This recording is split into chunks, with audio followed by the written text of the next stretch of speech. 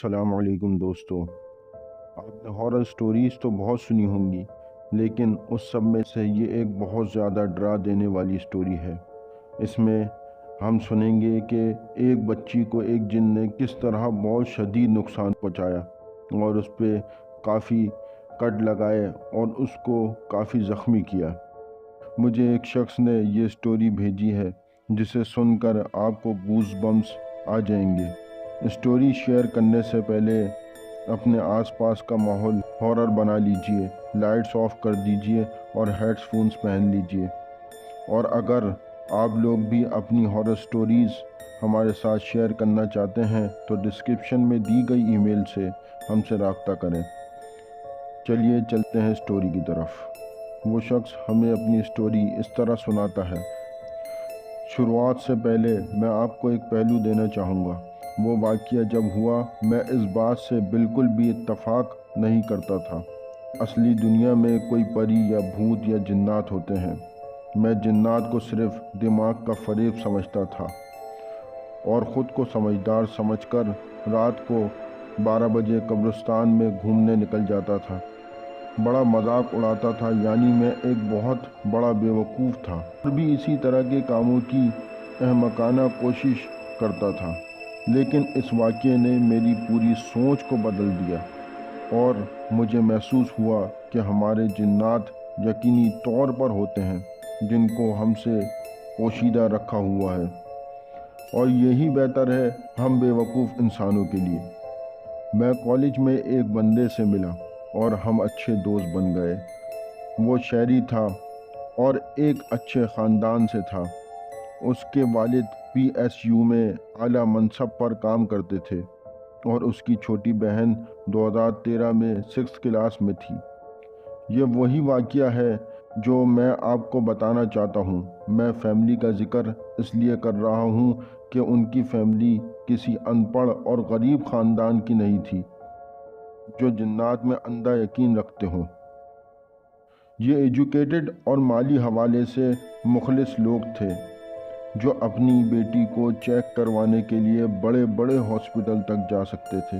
یہ ہاسپٹل کہاں سے بیچ میں آ گئے، ابھی تھوڑی دیر میں ہی آپ سب کے سمجھ آ جائے گی۔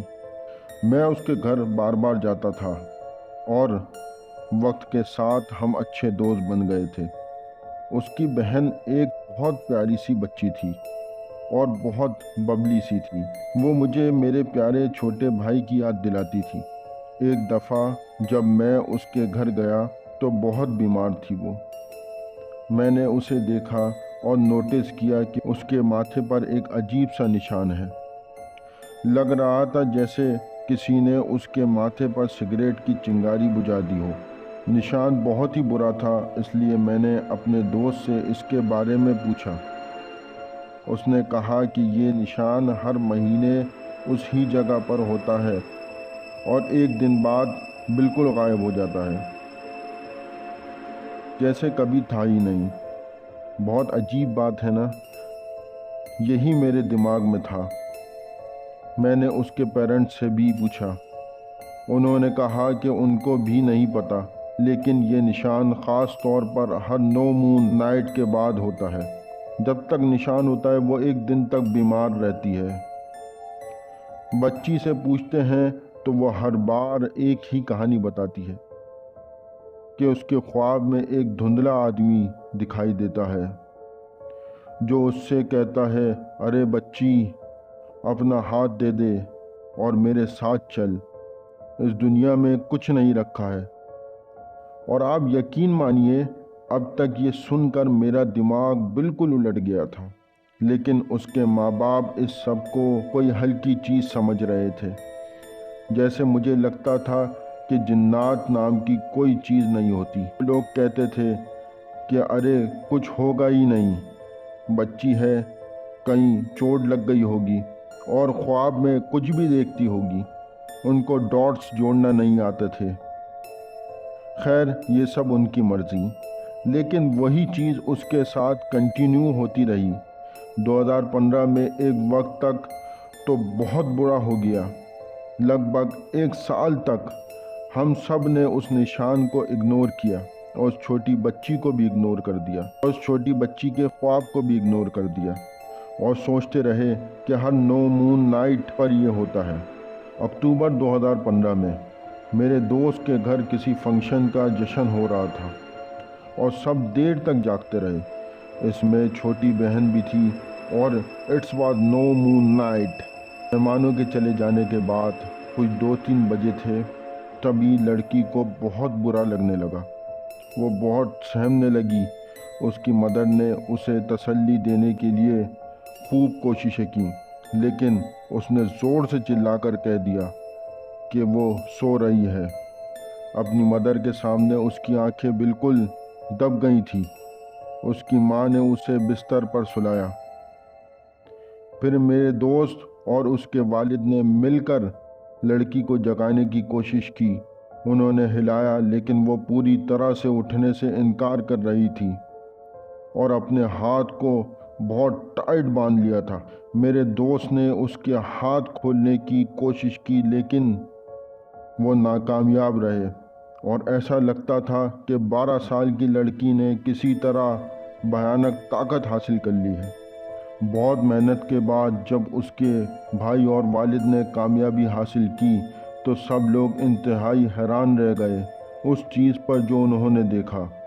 چھوٹی بچی کے ہاتھ میں 20 سے زیادہ ورٹیکل بلیڈ کی طرح کٹ کے نشان تھے اور سب کے سامنے کچھ ہی منٹ میں اس کے ماتھے پر وہی سگریٹ کی چنگاری کا نشان دکھنے لگ گیا۔ فیملی پینک موڈ میں چلی گئی۔